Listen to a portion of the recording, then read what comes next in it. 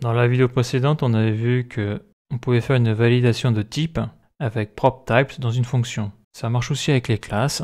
Donc dans cette vidéo, on va voir déjà comment on transforme une fonction en classe. Et je garderai donc le code que j'ai utilisé dans la vidéo précédente pour tester le PropTypes. Donc pour convertir une fonction en classe, donc on peut convertir un composant fonctionnel en une classe en 5 étapes. Donc la première chose, c'est de créer une classe ES6 avec le même nom qui est un React.component. Donc ça va ressembler à ça, classe, donc là c'est le component info2 extend React.component. Donc là, ici, là, on écrit React directement parce que dans cet exemple-là, la bibliothèque React n'est pas importée. Moi, je ne vais pas l'écrire comme ça. Donc lui, je vais le rename avant de faire des modifs. Je vais l'appeler func. Voilà. Donc là, je devrais avoir une erreur. Et donc là, je vais créer mon nouveau composant. Donc je vais l'appeler header.js. Sauf que ce sera une classe. Donc je vais faire CTRL A, CTRL C. Et là, je fais CTRL V, CTRL S. Alors attends, ça je vais le désactiver. Alors ça je fais un CTRL A, je désactive tout par sécurité. Voilà, il n'y a pas rien qui marche. CTRL S, est-ce que ça marche? J'actualise. Donc ici tout est désactivé, donc ça devrait marcher vu que là j'ai tout copié. Check the render method of app. D'accord. Quand j'ai modifié son nom, il me l'a modifié ici de manière automatique, c'est bien. Donc là, ça y est, ça refonctionne. Donc voilà, donc là j'ai mon composant là qui est une fonction. Une stateless functional component. Donc là j'en ai fait une copie. Maintenant je vais transformer ça en classe. Donc la méthode c'est créer une classe ES6 avec le même nom qui est en React.component. Ok. Donc ça je vais le supprimer. Je vais écrire classe header. Ça je vais le supprimer. Et je vais écrire extend component. Voilà. Donc on voit que ici là, ça m'a rajouté ça. Sinon si ça y est pas, eh bien il faut le rajouter. Hein. Le component. Là je vais le rajouter. Donc c'est dans les accolades, ça veut dire que l'on va chercher que le component, donc ça c'est le destructuring, ça évite de tout prendre dans la bibliothèque React, car ça a l'air d'être assez balèze, il doit y avoir beaucoup de choses à l'intérieur. Donc là on prend que le component dans React, donc ça c'est bon. Donc là on voit qu'il y a une erreur, ce qui est normal, là tout est rouge. En 2, il faut ajouter une méthode vide appelée render. Donc là c'est info2 extend React.component, ok. Là je mets la méthode render, voilà, avec les accolades. Donc render, parenthèse, et je mets les accolades. Voilà. Donc après, une fois que ça c'est fait, on me dit déplacer le corps de la fonction dans la méthode render. Donc là j'ai mon exemple, classe info2, extend React.component, ça c'est bon. Là j'ai la méthode render et dedans, mais là c'est du JSX. Donc je prends tout ça, voilà, je clique sur Alt et la flèche du haut, voilà, et je monte le tout. Donc là on voit que j'ai mis tout ce qu'il y avait dans la fonction. Dans le corps de la fonction d'avant, dans le render là. Donc ça c'est bon, je fais un CTRL S.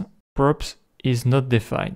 Et c'est là on va voir une particularité des classes, c'est qu'il faut rajouter le tease. Voilà, est-ce que ça marche? Ça, je le désactive et ça fonctionne. Si je vire le tease, donc ça c'est pour le contexte, ça ne marche plus. Donc là je vais faire un F12 parce qu'il me dit que c'est undefined, c'est pas défini. Donc si tu veux définir props.user par rapport à une classe, il faut lui mettre devant le tease. Donc c'est ce que je marque là, donc remplacer props par tease.props dans le corps de la méthode render. Donc voilà, je vais faire tease.props et là je vais écrire tease.props. J'actualise et ça fonctionne. Voilà, le tease aussi sert à utiliser la méthode bind lorsque l'on crée une méthode dans une classe, car sinon ça ne marchera pas, ça on le verra sûrement plus tard. Après, ce que l'on voit sur certaines docs, dès que tu fais une classe, il te conseille de mettre directement le constructor. Donc ça c'est obligatoire quand on va utiliser le state. Donc la méthode constructor. Donc j'ouvre les accolades. Dedans, on y passe en paramètre props. Et après on doit utiliser la super et props. Donc ça c'est quand on extend une classe, on est obligé d'utiliser le super. Et ça fonctionne. Donc là il me dit useless, pas utilisé. Donc là c'est vrai que le constructeur il sert à rien, mais voilà, souvent c'est ce qu'il conseille. Donc ça je peux les activer. On voit que ça marche quand même. J'actualise. Donc là on a transformé une functional component, donc un composant fonctionnel, en component class, donc un composant à base de classe. Donc là mon PropTypes il attend un array, donc je vais refaire le test ici. Je me mets là et au lieu de mettre un tableau, je vais y mettre un objet. Const tableau égale. Donc l'objet est vide et il me dit warning, problème, user of type object, supply to header, expected array. Donc il y a un objet, mais il attend un tableau. Donc ça fonctionne très bien, comme dans la vidéo précédente. Donc ça, je vais le virer. Ça, je vais le remettre. Donc je reviens sur la classe. Voilà. Donc ça, c'est pas obligatoire parce que c'est une classe simple. Donc là, ça, je peux l'enlever. Le default props.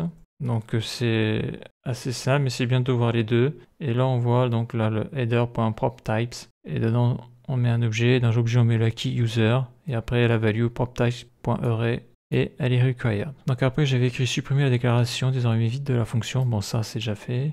Et après, l'appel du composant. Donc ça, c'est classique, c'est basique. Il faut un objet avec la key prénom et la value qui va bien. Donc qu'est-ce que j'ai rajouté? La méthode render sera appelée à chaque fois qu'une mise à jour aura lieu. Tant que l'on exploite le rendu de... Ouais, donc ça sera l'exemple avec la montre. Ça, c'est avec la mise à jour du state. Donc dans cette vidéo, on a vu comment convertir une fonction en classe. Et on a vu aussi que proptypes, ça marche aussi bien pour une fonction. Donc c'est ce qu'on avait vu dans la vidéo précédente JavaScript 260 que pour une classe. Et donc la suite dans le prochain épisode.